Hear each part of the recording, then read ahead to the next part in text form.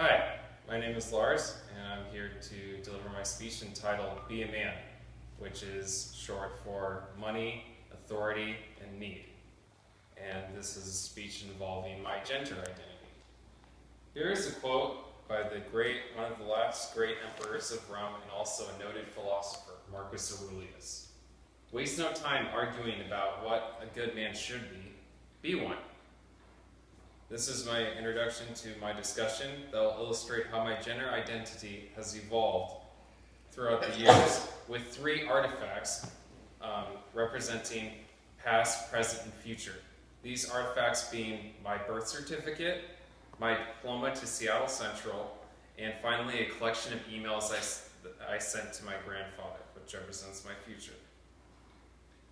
The men in my family, being a man means how much money you make and not showing emotion. My gender identity is not based on these values for many reasons, one of them being the unique name that my father gave me when I was born, instead of having my grandfather's name. I use this independence given to me by my father to follow my own academic and career path and graduate from Seattle Central. I know I will continue to develop my unique gender identity because I believe I have seen the evidence of happiness these decisions will bring. I will first talk about my birth certificate. My father named me Lars Thomas Gildehouse. Unknown to him, this unique name has helped me stand out amongst the rest, even when I didn't want to. But as time went on, I found what was special about my name. My father let me in on the struggles of being a junior his whole life. He never really liked living in someone's shadow. My grandfather was an accomplished and well-known businessman.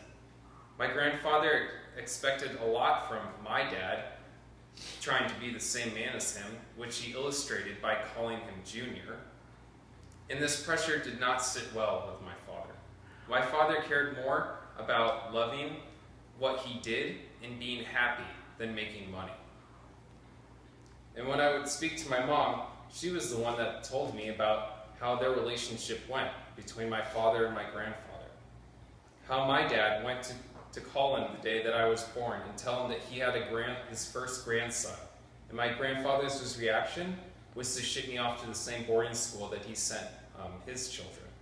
My father basically told him to take a hike and found a way to put me through school.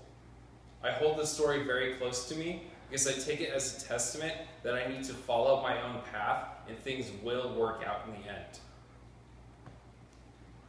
My diploma from Seattle Central might be getting a little bit old, but I use it to represent my present. Earning my diploma was my first step of following my own path and not just doing what my grandfather wanted into going into business.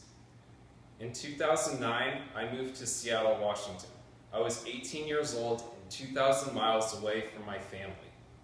My grandfather doubted me at first, in fear I would get hurt. He tried to reach out to me, but in my youth, I misunderstood and got angry and gave him the cold shoulder. Fast forward a couple years to 2012, and I've earned my AA degree from Seattle Central. I learned a great deal in the beginning of my higher education. How to live on my own, balance a checking account, and get to class on time.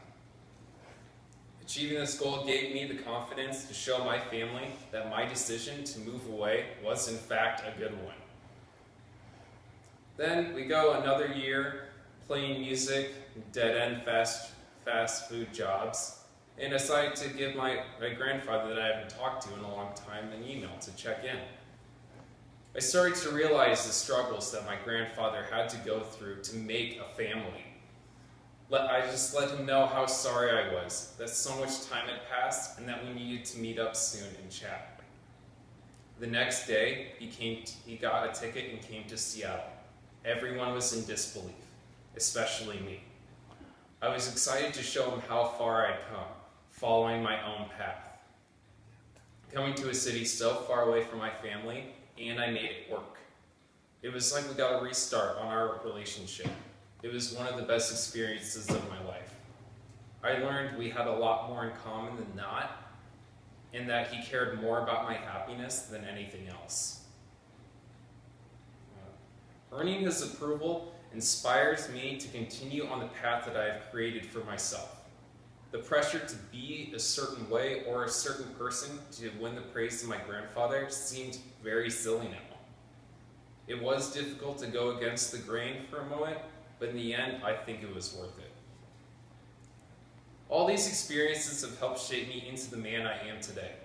I found a balance between what my family wants for me and what I want for myself.